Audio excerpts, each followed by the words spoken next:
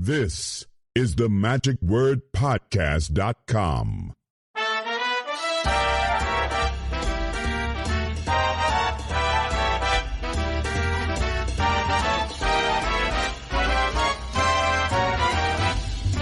Ho, ho, ho! Merry Christmas and Happy Hanukkah from Scott Wells. This is the magicwordpodcast.com. And happy winter solstice. This is the first day of winter for those of us up here in the Northern Hemisphere, so welcome to chillier weather. This week I'd like to welcome our newest friend of the Magic Word, Domas Paipoulis. I hope I've got that pronunciation right or close to right. I apologize, Domas, if I have mispronounced your name, but I do thank you very much for pledging your support financially each month through Patreon. And for those of you who have been waiting until the end of the year, well, Christmas is almost here and the first of the year is just around the corner.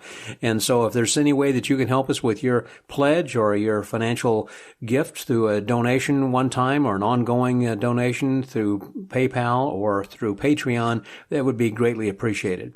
And that helps us keep this on the air and giving you quality content from week to week. A lot of things are coming up here this next year. In fact, I was just making some plans to attend Blackpool.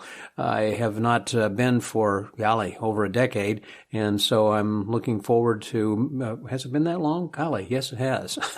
But doing some daily updates and visiting with a lot of friends from the UK and also throughout Europe who come to attend Blackpool every year.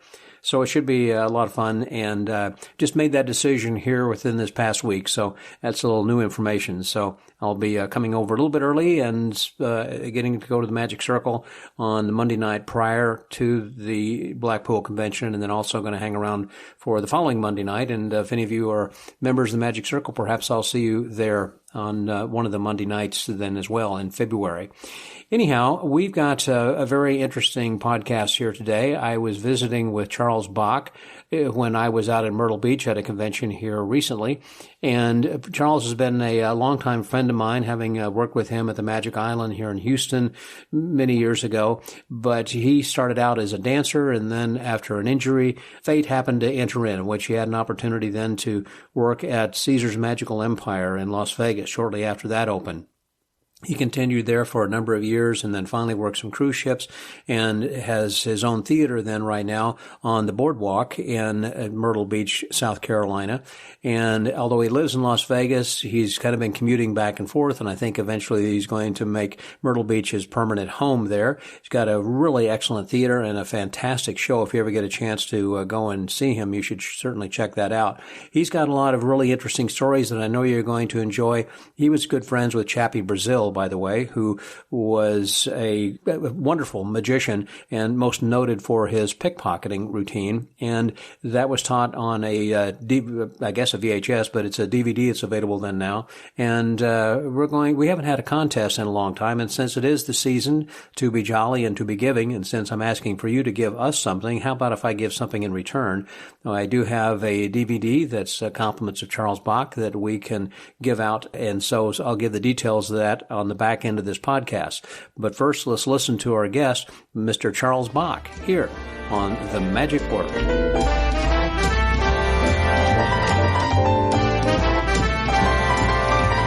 Today I'm with someone who has, it seems like literally done it all and still continuing to do it, and with par excellence.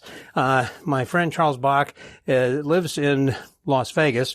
I'm with him now in his theater called the Wonders Theatre, which is in Myrtle Beach, South Carolina. But when I say he's done it all, he had worked in Las Vegas for a long time and, again, still resides there, but had a show, and also I believe he had worked with the John Chirac and all those guys back at Caesar's Magical Empire from way back in the day. And we talk about that then a little bit then as well. But aside from that, working cruise ships all over the world. And as he was traveling the world, and particularly Asia, I guess he was picking up some things here and there that he was later able to incorporate into the staging that he's got right now, which is a marvelous stage, great lighting, great cast, and a wonderful show. And his name may sound familiar when he says Bach, because actually he is a descendant of Johann Bach, correct? Yes. That's amazing. And also, he is a trained dancer. He had had studied ballet. And so when a lot of times you see magicians on stage that are dancing, normally they kind of turn it over and let their assistants dance.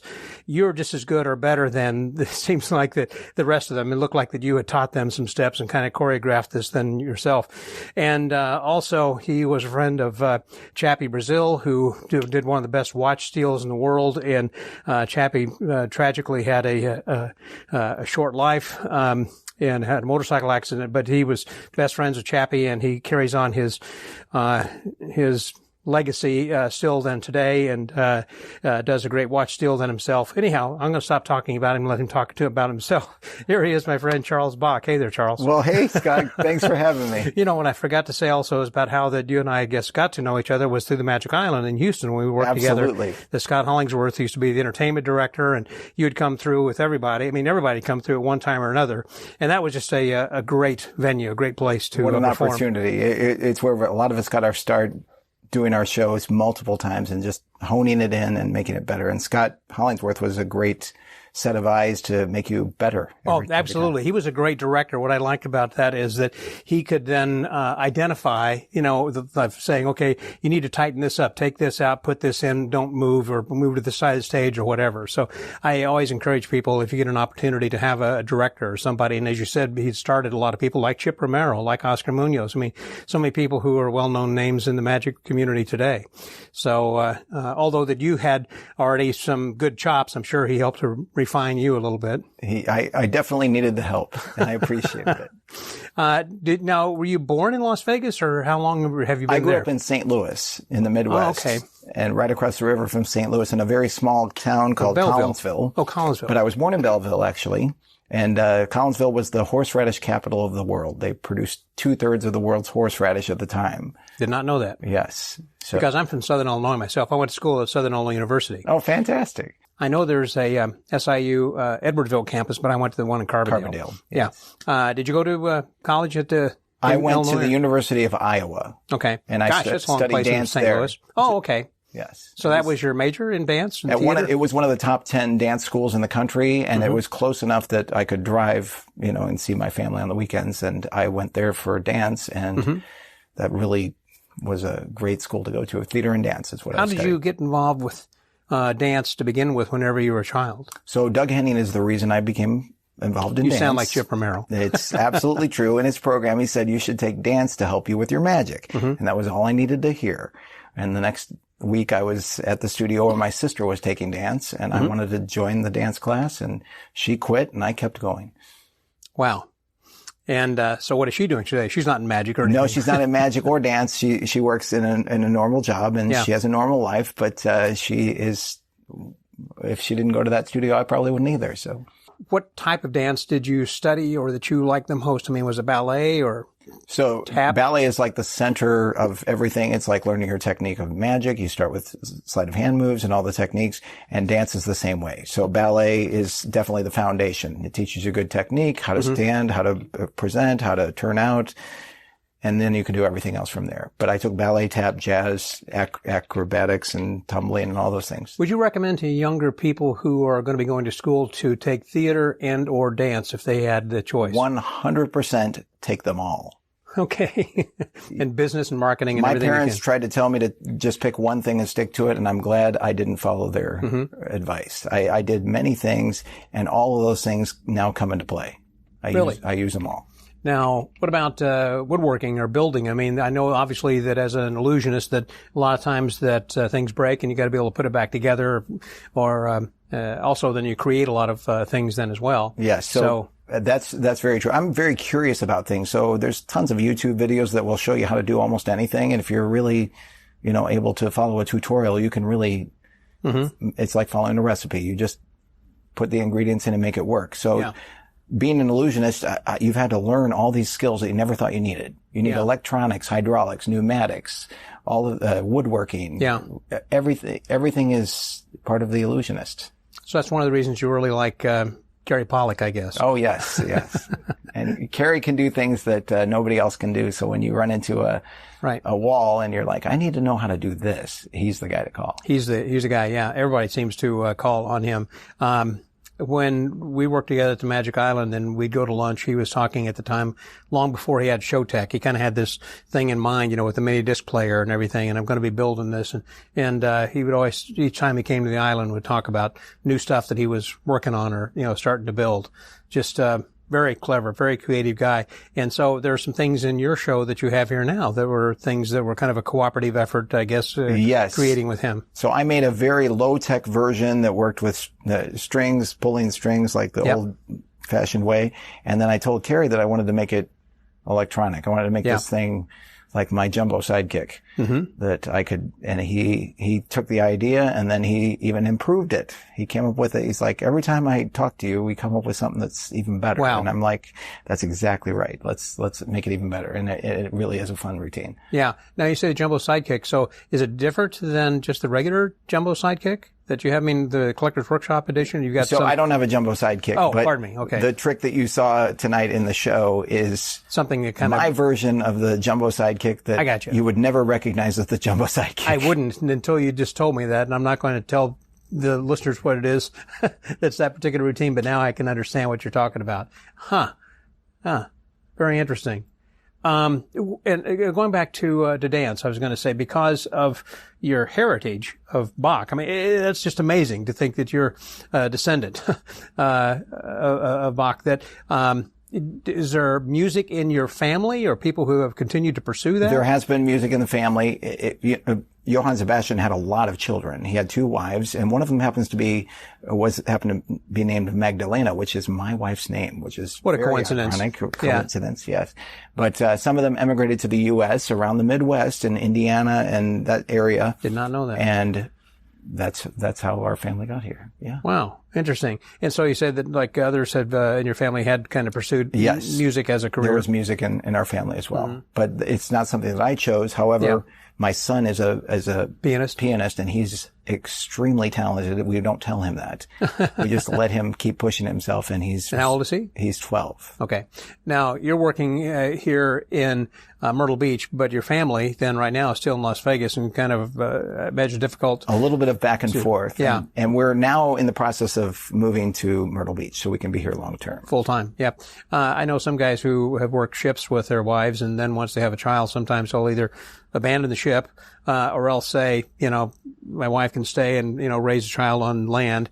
How did you handle that, or did you have your child? We had exactly that. So when Benji was young enough, we actually went all over Asia and all of these amazing countries that he doesn't remember any of. Because he was under 5. He was under 5, and he doesn't remember any of those. And then he started school, and we had a wonderful time traveling the world together, and then that ruined everything.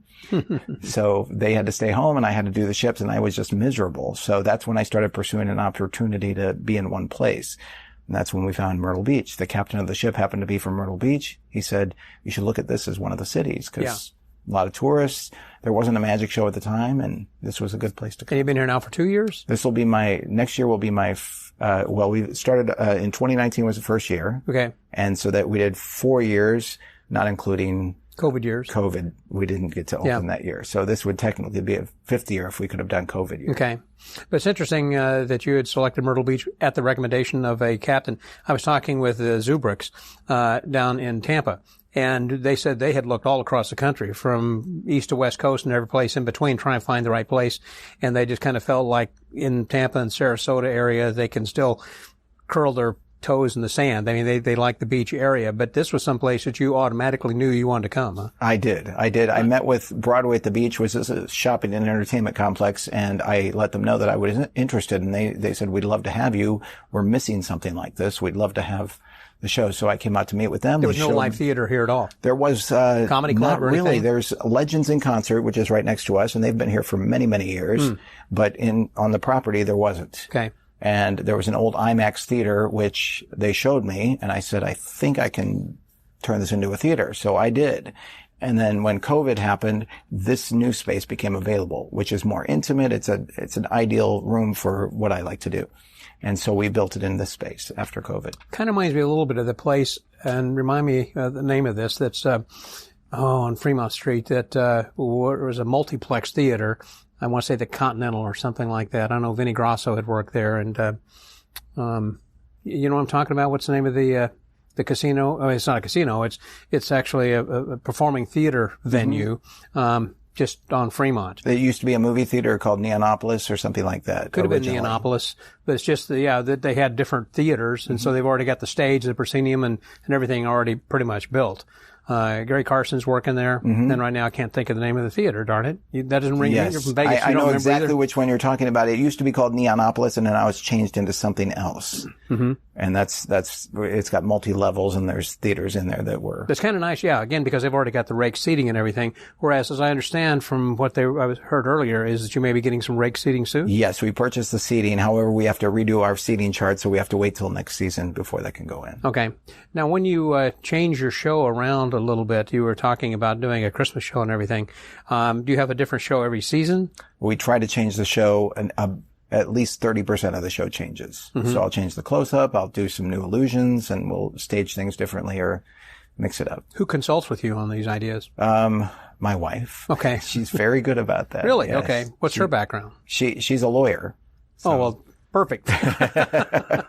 Okay. Yeah, anything you do in a company, you have to run by the lawyers, right? Well, that's true. But from a creative standpoint, as far as some of the ideas that you come up with that are a little bit different that I've seen other magicians do, presentation-wise as well, those are mainly your own. Oh, yes. I love to choreograph. I love to stage. I love lighting. I love all of those elements of theatrical. Well, having a background, I guess, in dance, that's pretty true. Now, have you gone back to school and spoken or performed there or taught? Or no, I haven't. Do you ever think about that? I would love to. If I have that time, I would definitely enjoy that. I bet that they'd like to have you back sometime. Here's one of our prize students and that had gone on, and here's, how he'd taken dance, and you could do other kinds of things with this then as well, and you don't have to, be on Broadway, I guess. That's not at all. In fact, I don't mind having my own theater with my name on it, doing shows every night. It's not a problem. That's a difficult thing, I would think, of having your own theater because you have so much. I mean, having a wife who's going to be an attorney certainly helps from the standpoint of all the contracts and everything else, I guess, that has to, permits, et cetera. But as far as running a business of that, do you handle all that then yourself? Do you have a business manager or? So I handle all of that, but I definitely have, other people that I consult with or ask questions or that help me with certain things. And my wife takes care of the front of the house. I take care of the back of the house. But when we're not together, when she's in Las Vegas, I kind of do a little bit of both. Gotcha. Okay.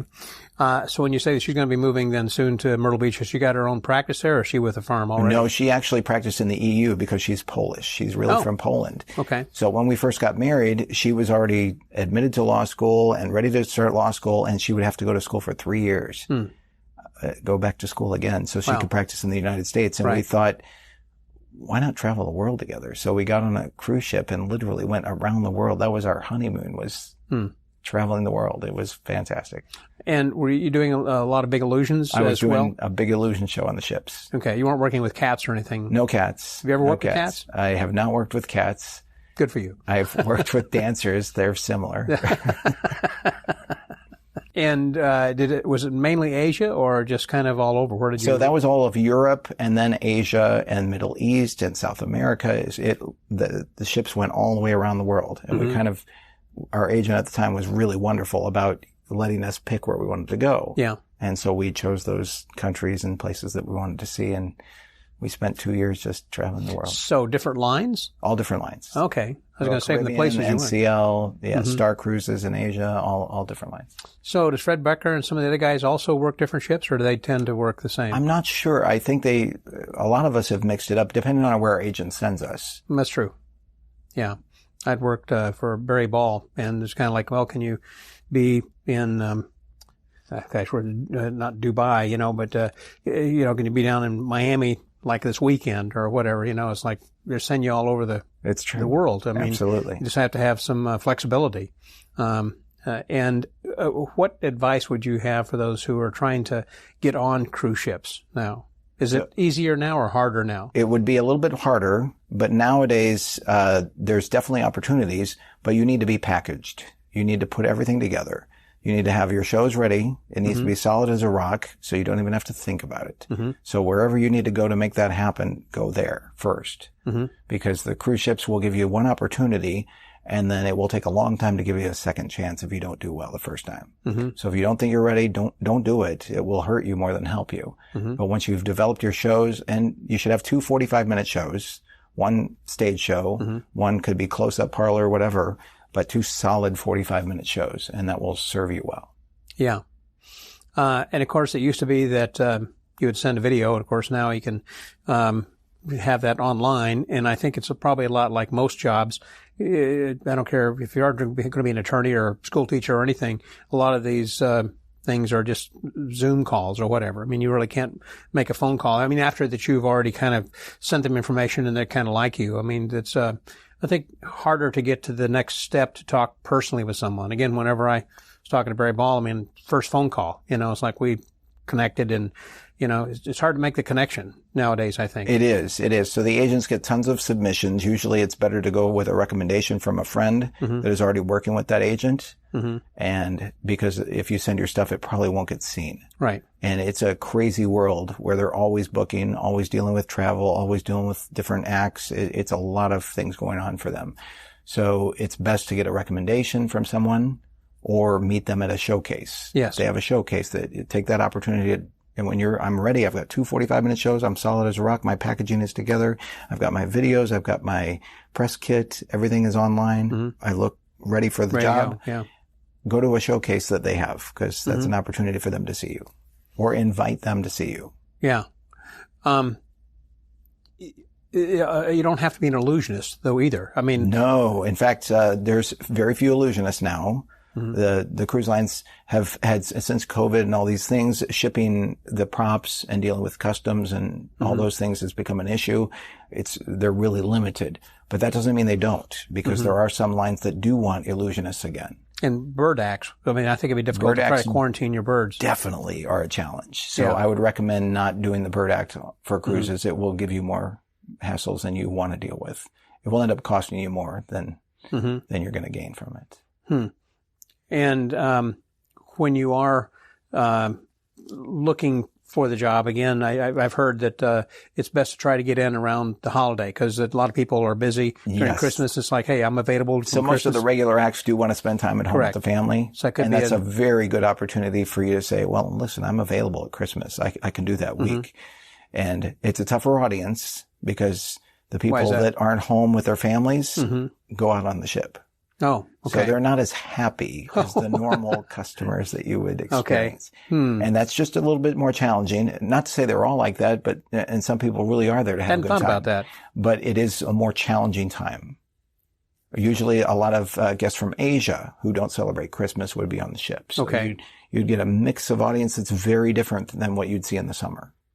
And of course I've heard where Marvin Roy had said, if you have a silent act, you can work anywhere in the world. But, a lot of times we have talking acts and have comedy and everything as part of that. Is that still the case, that you can work more places, you think, with a silent act? I've worked with very few silent acts. Really? Very few. I've worked with a couple of mimes and other, but very, very few. Very, very mm-hmm. few. Almost everybody has to talk. And to fill 2 45-minute shows with all silent material would be very hard to engage the audience for 45 minutes without yes. opening your mouth. Yes, that's a good point too. Well, again, I think, from Marvin Roy and Norm Nielsen's standpoint, they just had a solid, 12 minutes or whatever, as part of a variety act, and were able to work. Did you ever work, river cruises? I did not I did one river cruise in St. Louis when I was growing up. Okay. Doesn't count. It doesn't count quite as much, but it was fun because it was like riverboat gambling style. Yeah. It wasn't on the SS Admiral, was it? No, but I do remember that. I do remember that ship. Yeah, I do too. That was a fun arcade. I remember hearing Johnny Thompson talking about that was a lot more fun working on the river cruises, because people get on and off and they've got other kinds of entertainment to do, and you get to see a lot more things, that way. I did something on the Rhine once with a river cruise, and it turned out to be great. It was a lot of fun. Seems like that everyone's a lot more intimate because it's a smaller passenger list, than you would have with a 3,000 passenger, yes. cruise ship or Having something. the smaller ships, you do get to be a star mm-hmm. as well for a week or whatever. Yeah. After you do your show, everybody wants to take pictures with you, wants to have lunch with you or talk to you. Yeah. But on the smaller ships, there's more intimacy and more friendliness. Sure. In the bigger ships, they may not see you. There's 5,000 people on that ship. couple thousand might have seen you, but they may or may not, because they have other activities that are competing with that. That's right. And so they may have missed that night or whatever, whenever you were on. And the smaller ships, you're definitely a star because they see you 2 shows. One of those nights is just you. Yeah. Right. I want to go back to something I had mentioned at the beginning in the introduction, and that is with the Caesar's Palace or Caesar's Magic Kingdom. What years were you there, and how did you get involved with that? Okay, so Caesar's Magical Empire, and I auditioned for it in New York, and they had I was dancing in a ballet company there. Okay, I had a knee injury from doing Nutcrackers, and I was like, well, I can take. That doesn't seem wrong. I mean, you had a knee cracker. It seems like if you were really a knee cracker, yes. But then I auditioned. I had 5 different dance jobs for different dance companies, and then I auditioned for this magic thing. I thought this would be really interesting. And then was Milt Larsen actually involved? I mean, he was involved in like the design of it. They but not the discussed with him. But when it came to the production talent side of it, it was Landmark Entertainment who produced the Jurassic Park ride, produced the E.T., all these big attractions that were Universal. They did those, and they were the producers for the show. So they were auditioning literally all over the country to try to find magician/singer/actor performers that could do everything. And that was a challenge for them because there were great actors who couldn't do magic. There were great magicians who couldn't act or sing. So it was a challenge for them. But I did sing and I did the acting bit. I did my monologue. I did some magic. And then you had the whole package. I got the job and I came out. And at that time, Chappy was sitting right there in the hallway. And I go, I think I got it. And he goes, oh. Like he's really excited. And then he went in and of course he got the job, and that's when we met in Las Vegas. Okay. So when you said he was in the hallway, was that in New York? In New York. As well? In New York Was he City. dancing as well? No. Oh. He was not dancing. He was doing magic. In fact, when I was dancing, he called me one day to fill in for him for a show. He was working at the Ibis Supper Club where Jeff McBride used to perform as well. Okay. And he called me to see if I could fill in for him, but I didn't it was a voicemail, so I didn't get the message until too late. Oh man. But that would have been our first connection, would have been that phone call. And then we actually met in person in Las Vegas. But you had gotten together with him and talked magic from time to time or not back then? No, not at all. So that was when not you at all. said He just knew that I was a magician doing shows on the weekend, but I was dancing in the ballet company. Which is why he contacted you. Yes. Okay. And missed the call. So at that, I know there were other people, again, like John Chirac and, Max Maven, I don't know who all else was involved, Jonathan Pendragon. And so all the big magicians. Mike Amar. Absolutely. Michael Amar was there. Yeah. The Pendragons, Kaylin and Ginger, Jeff Hobson, Jeff McBride, all of them came through, and we all had an amazing time. If you could pick up the Magical Empire and stick it in any other city in the world, it would run for 100 years. What was it that caused it to So every CEO that came into Caesar's Palace, they got sold 3 times. They were owned by a hotel company. They were owned by ITT. They were owned by 3 different companies. Each time a new CEO came in and went, well, this wasn't my idea. Oh. So they didn't love it. Even though it was successful. Because it wasn't their idea. Yeah. Sure. CEOs have an ego, usually. The same thing like I understand with television. Sometimes that there'll be a new president of the network or whatever, even though that they've got a hit, let's say like Star Trek or whatever, might be. But some new one says, nope, I don't like that. I don't care if it's successful. It wasn't my idea.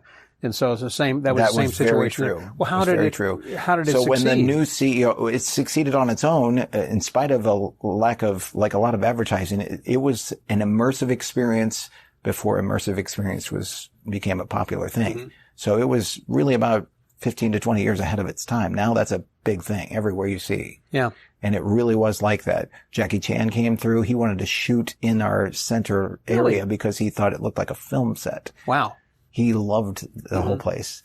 And it was an amazing place to work. You really got to work with all the best magicians, and there's not a single person that went through there that didn't love it. Yeah. And so you really get to hone your skills, I guess, when you were there. Yes. So those who did close up, they specialize in that, or they started doing a little bit of everything? So we had to do a little bit of everything. In the show, which was a production show, it was in a dining chamber. So we had 25 guests, 24 to 25 guests, and they're all in seated areas, and each one of these dining chambers was $2 million to build. Holy cow. And all the effects and everything was built into it. And this is way before everybody's using show digital technology. Yes. Everything was run with light beams. And when we walked through the light beam, we would trigger the next cue. And that controlled the lights, that controlled all the effects, all the moving items in the room. and the music. So you had a lot of rehearsals. A lot of rehearsals, yes. And that show was very tight. It had to be exactly 53 minutes or 57 minutes. I can't remember. It was 5 minutes. It had to be, 63 minutes. It had to be 63 minutes long. If you went over, I don't care how good you were, if they were standing on their feet applauding and cheering for you. If you were late, there was a manager outside your door. Was it because they wanted people back out gambling? Because of the casino, yes. Yeah. So you went to the dining chamber, then you'd go to the other shows, and they had a perfect timed experience to get you back out to the casino so they wouldn't lose revenue. And they knew exactly how much money they would lose for every minute that you went long. Wow. You know, I've heard that before, that whenever that they say, okay, we need you to do 12 minutes. That doesn't mean 13, doesn't mean 11. We need you to do 12 minutes or whatever. And that's based upon we need to get people back out there gambling. Is that still the case in Vegas as much as it was before? Not as much, because now there are not productions that are produced. Good point. Now it's very much, I rent the room so I can do my own show. But a lot of these rooms are also doing back-to-back shows in the same room. David Sachs has maybe 3 or 4 shows in the same room. Right. You turn around the room and the next crowd comes in. So they do have a tight window that they need to keep it in. But it's not because of gambling. It's because they got something else, another thing that's coming in.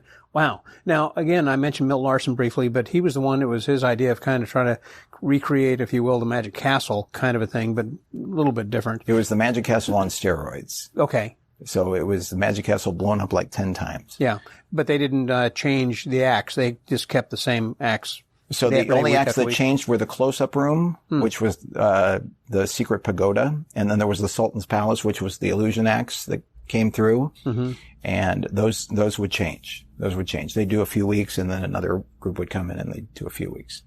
And who were some of the people that... Pendragons came in a lot. Okay. So they were not like there every week. No. They would come in. They probably did 10 weeks a year. Okay. But everybody loved working there. Yeah. And you say Mark and Kalen. Mark Kalen and Ginger. And Scott Alexander was a regular performer. He came a lot. He did both the Parlor and he did the Sultan's Palace shows. Who were the ones like Peter Gossamer. Yeah, a lot of... Who were there? Well, I hadn't seen Peter in a while. Who were there all the time? I mean, that was your regular gig. So I was one of the regular magicians. Yeah. Chappy and I were definitely one of Darren Romeo was one of the wizards as well. Yeah. We all... Did he sing back then? He did sing. I'll be. Yeah. So there was a dinner song, there was an opening song, there was a dinner song where we predicted the menu items that the people chose. Interesting. Everybody gets a menu and you choose from one of the 4 and you tear your menu through the chicken, the beef, the salmon, or the veal. And when you tore through that, it would, select that item on the menu. And then all the menus were gathered up. And it didn't matter if you did it under the table where the magician or wizard didn't see anything and they gathered them all up, or if you grabbed your neighbors and mixed them all up, it didn't matter.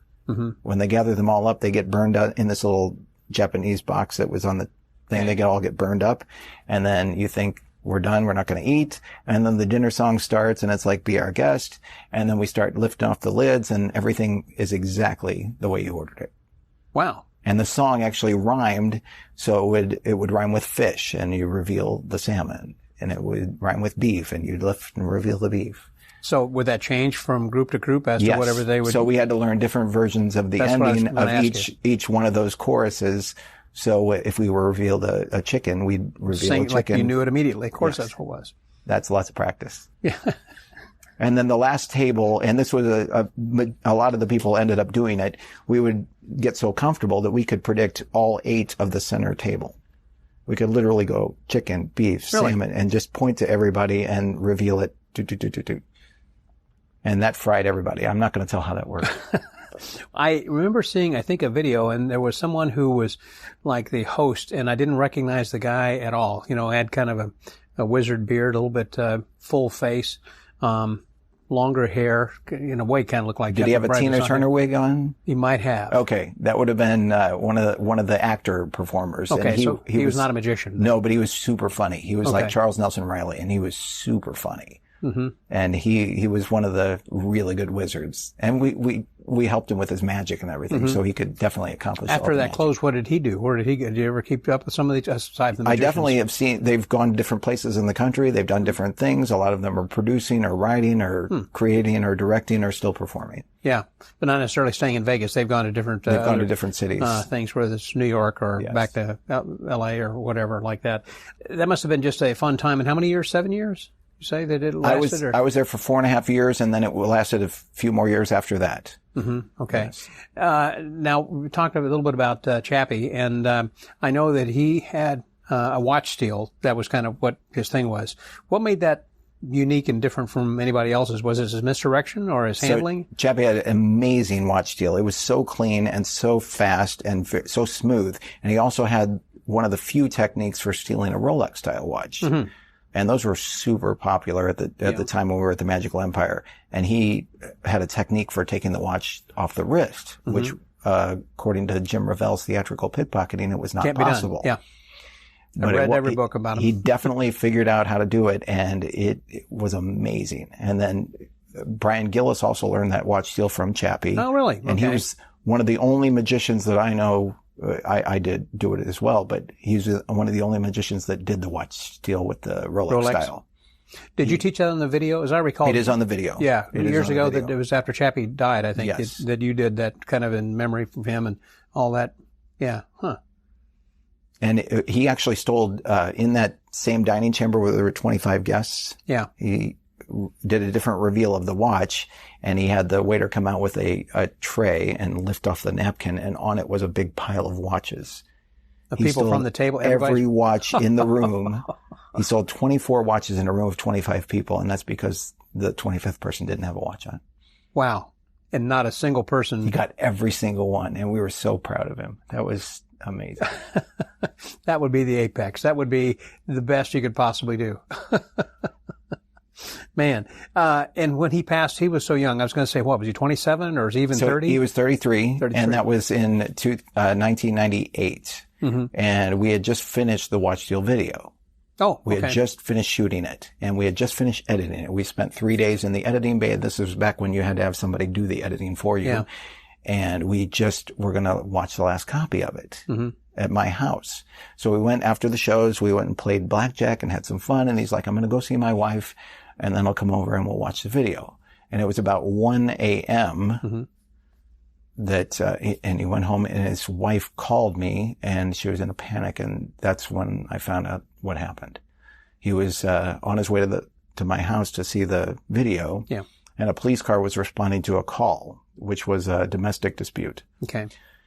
And the police car was going fast, but he didn't have his siren or his lights on.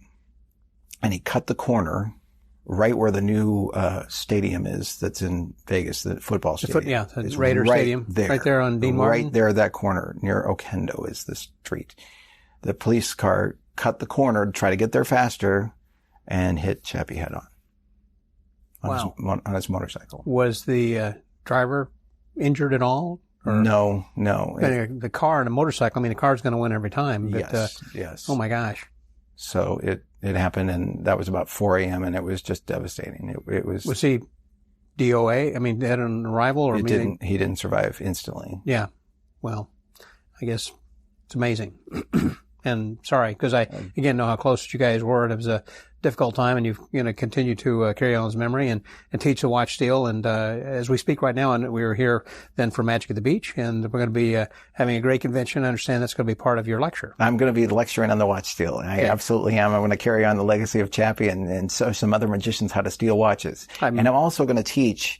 In fact, we have a swag bag that the magicians get, and it's kind of famous for this convention that includes a bunch of items. And one of them happens to be the Sawa spoon, the Dr. Sawa spoon. And I'm going to teach Chappy's handling of that, where it's animated. And Copperfield saw this and was like super impressed. Oh, by the way, Chappy did steal Homer Leeweg's watch. Without Homer knowing it. Without Homer knowing it. So I know Copperfield still remembers that. Chris Kenner still remembers that. And Homer definitely remembers that. Yeah. Chappy stole his watch. And then they invited us to the movies afterwards. Oh, yeah.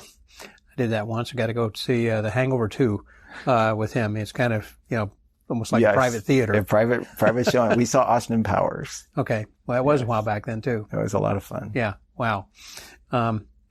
So, living out here then in Myrtle Beach, again, making the decision to be separated as you are with a family, it's got to be a difficult kind of a decision, but still having that kind of relationship such that, as you say, she's going to be moving again out here.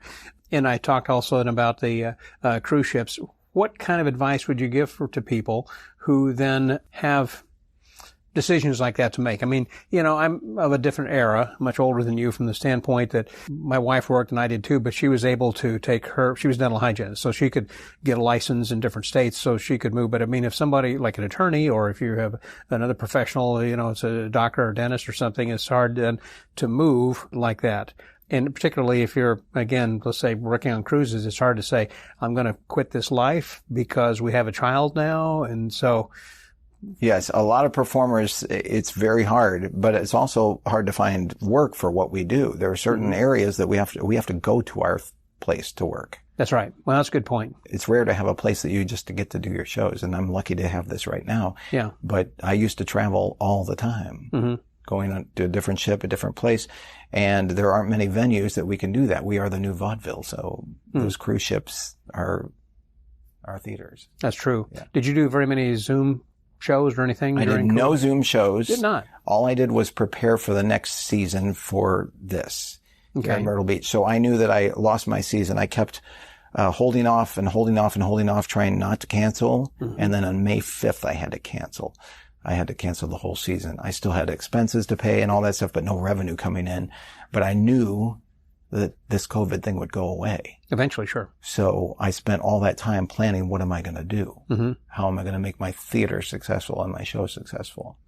And that's what I did. I focused So your time was really spent towards this. Were you also then developing and working on your stage and your lighting and music and all that kind of thing? So that way I learned all this stuff. Did you? Because it was the same. Again, through YouTube and videos and things like that. I learned my soundboard, my light board. And in Las Vegas, we have had a lot of shows. So there's production companies all over the place. And I was having a light repaired.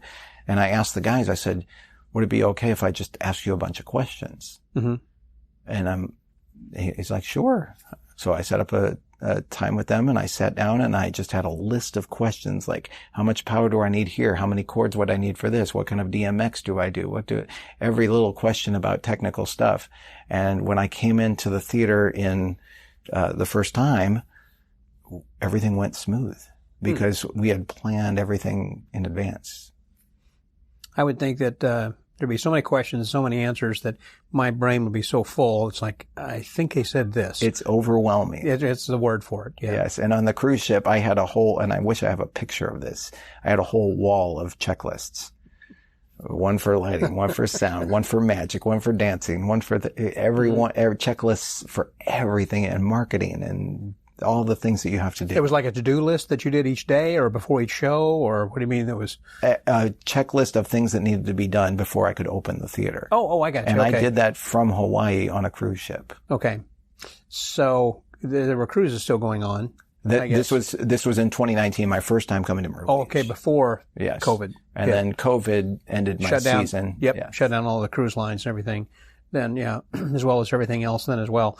So I can understand. So then you kind of had what I call a PERT chart. So this way that you had different things, I guess, that would be done by a certain time. And once that's finished, then you can then do this next thing. I love checking boxes. Yeah. It's such a good feeling. Well, I was just talking with someone today about that very thing, about time management and, getting things done and having checklists, having to-do lists. I'm glad to hear that you say that you have that and you do that. So that's the only way.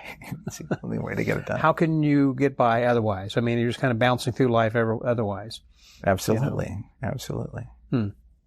So do you wake up in the morning and say, okay, what do I need to do today? Yes, I'll email myself a checklist of things that need to be done.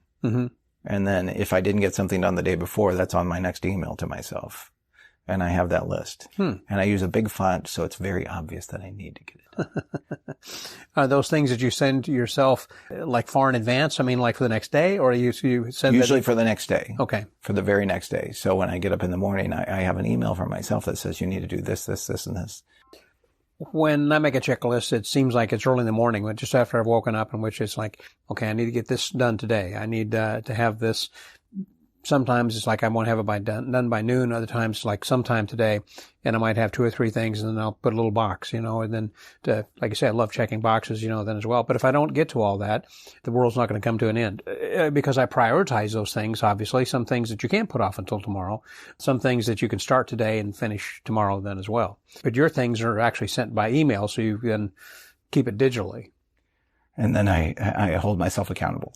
Absolutely. Yeah. Okay. Do you keep like a written diary of things that you're supposed to do, or like in the future, I got to go here, travel here, I've got this flight or whatever, or do you keep that use Google Calendar or? I think technology has made everything so much easier. The Google Calendar is great. Okay. I use that a lot. Mm-hmm.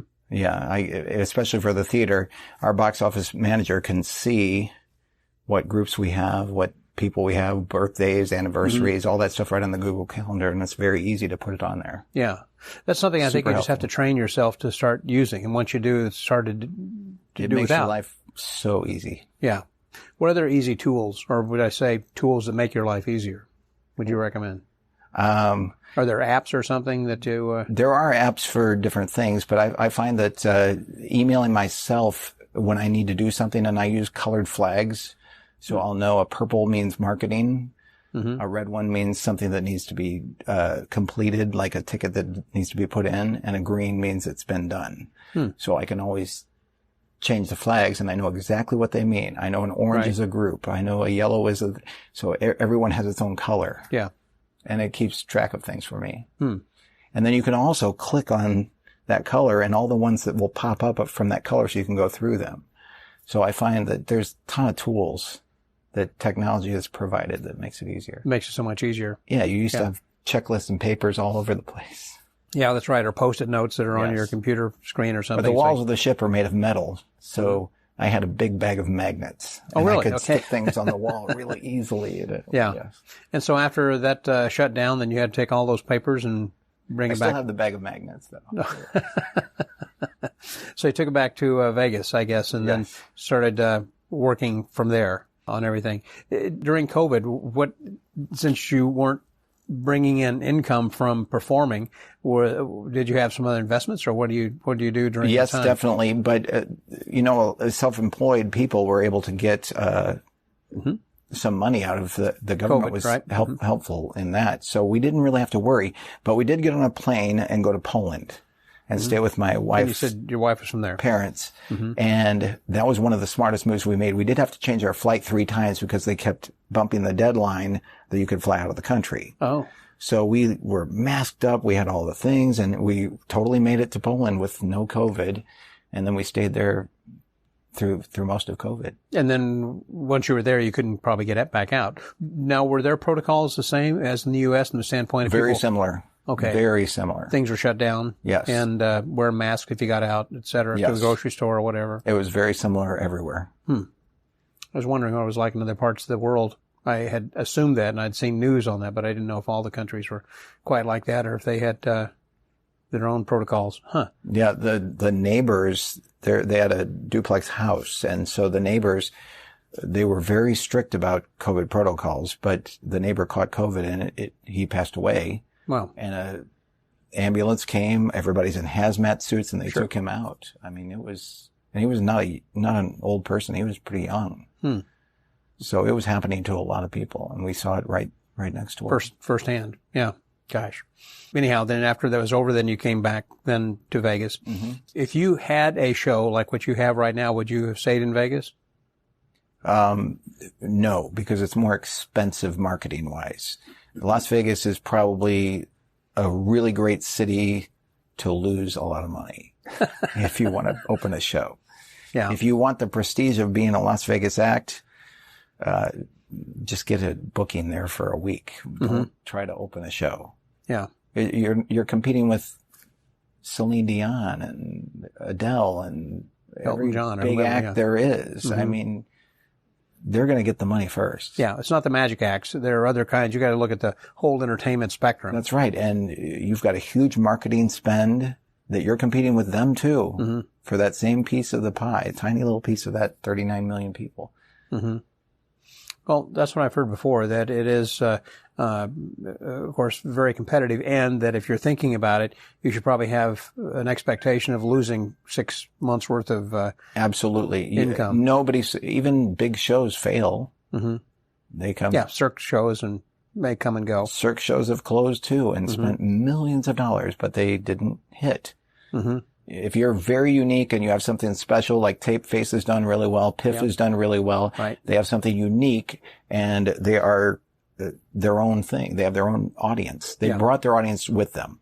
That's another thing. You should, if you're going to do that, make sure you're famous on TikTok and you have your huge millions of followers before you open your show. Mm-hmm. Because that's your audience. That's who you're going to be selling to. Well, like on AGT, I guess, or Penn and Teller Foolers. If you've been on that, I know they have touring shows. The Fooler touring shows right now, Master of Illusion. I know Gay Blackstone has people out doing that then right now as well. And AGT has their show at the Luxor.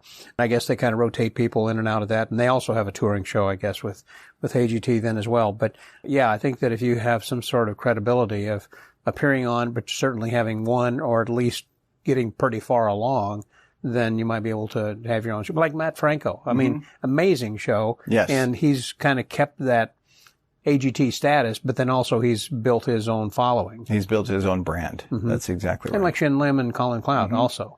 Absolutely. Caesars. So they brought an audience. AGT helped them gather that audience, and even Piff. It really helped them gather that audience, and now they have a brand that they can sell.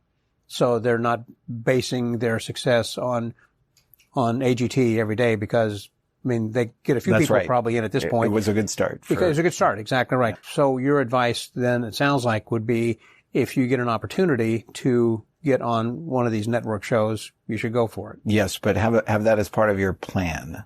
Like whatever your brand is, whatever your unique offering is, what do you do that's different than anybody else? Mm-hmm. Whatever that is, let that become your brand. And then when you get on AGT, you have your path already kind of planned out what you want to do. Yeah. So I'm going to do AGT. I'm going to get a bunch of followers on my TikTok and on my Instagram, and I'm going to take advantage of that to take the next step, the next leap. Right. You've never been on any of those shows though, have you? I was on Penn and Teller. Penn and Teller? Okay. And that was a really fun experience. Really fun experience. What made it most fun? Because they treat you really well. They let you do your entire act. They don't change the narrative of how you're presented. They let you be you. Okay. And AGT can kind of change the way you are in your little package. I see. To fit the narrative that they need for the show. They can make you a good guy. They can make you a bad guy. They can make you a funny guy. They can make you a boring guy. They can do whatever they want. Yeah. Mm-hmm. Because they have creative control. But Penn and Teller just want to feature magic and great magic. So they let you be you. That's a good idea. I mean, I really hadn't thought about the difference between the two, but that makes complete sense because I was thinking something that Kevin James had done whenever he had gone forward and they had insisted he do one particular thing that he didn't want to do, and he didn't proceed that next week. And he said, I knew better. But that's another thing is that once you do proceed, you have week after week in which you have to come up with something else and something different as opposed to Penn and Teller. It's a one-off kind of a thing. You do your one-shot deal. That's right. So if you're going on AGT, be prepared with the next 4 ideas that you want to do that are going to one-up or increase your chances of staying on. Yeah. I've always thought, well, unless you had a theater or you were trying to put butts in the seat, there really wasn't any upside to getting on AGT, but or Penn and Teller. But I like your idea of saying, if you want to increase your brand, it doesn't matter if you're corporate or doing trade shows or whatever. That certainly helps. Definitely. Definitely. Any other advice before we leave? Well, keep doing what you do and be you. Just be comfortable being yourself and find your own character, your own personality, and your own unique way of presenting. And don't worry about anybody else. Be you. Well, I was about to ask what your magic word is, and I think you kind of summed that up as to be you, because I always like to know what it is that is a person's philosophy, but because they're not hiring someone who can be like somebody else. They're hiring you. That's it. Yeah. Great advice. Well, Charles, thanks very much. I enjoyed getting the chance to catch up. This was my pleasure. Thank you. Look forward to seeing you then again and continued success then with the Wonders Theatre here in Myrtle Beach. Fantastic. And so if people, by the way, want to get tickets, what's the website where they can go? You can go to wonderstheater.com or wonderstickets.com. Okay, that's R-E or E-R? Wonders with an S, tickets with an S.com. Okay, and that's theater, though, with an ending with an R. We have both. Okay. It'll redirect you no matter what. But if you go to Wonders Tickets, you'll definitely find us. Sounds great. Charles, thanks again. Appreciate it. Thank you, Scott. So for the Magic Word Podcast, that was Charles Bach. Scotty out.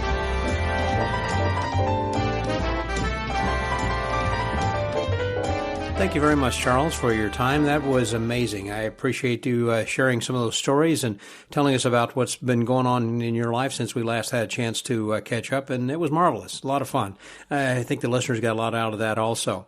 And I also want to remind everybody that if you do get a chance to travel anywhere near Myrtle Beach, go out of your way then to go and make sure you see that his theater and to see his marvelous show. Fantastic, highly polished, and great dance, music, everything is about it. It's just a great little theater, and also the boardwalk itself has just tons of things to do for the family. So Myrtle Beach is a great place to go play golf. Boy, it's a vacation paradise. Lots of stuff going on. Highly recommended to get out there whenever you can.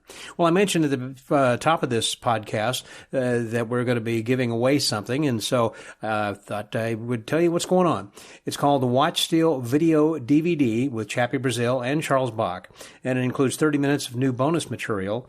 And this DVD can be yours if you will just go to themagicwordpodcast.com. There you will see on this week's blog a place where you can fill out your name and your email address, and that way that I will put you on the spreadsheet and the database, and we'll have a random drawing in a couple of weeks, and right after the first of the year, we will decide who the winner is. Let me say this is going to be limited to those who are within the United States, because it is a physical thing. It's not digital, so I'm going to have to send a copy to you, and the cost for shipping abroad is pretty expensive, especially for DVDs or things of this size. But if you're interested in this, and if you want to enter the contest, knowing full well that you'll be responsible for foreign postage, you may do that. And what I'll do is notify you of what the foreign postage is going to be if your name happens to be drawn as the winner.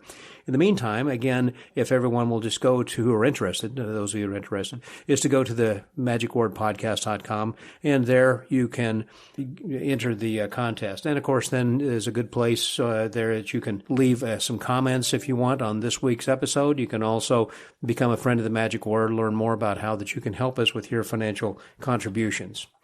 So this has been great. I hope that everyone has just a marvelous holiday. This is such a joyful season, and I'm having so much fun sharing love and joy and peace as St. Nicholas. So if you've been following me on Facebook, you can see some of the pictures that I've posted as Santa Claus. So it's been just a ton of fun, and I hope you guys have been having a great time, guys and gals, I should say then as well, big and small of all ages. Thank you again for coming back and listening, and for also enjoying the season by taking the Magic Word Podcast along with you. So until next week, stay well, get booked, and remember, don't try to be someone else. Just be you. This is Scotty out.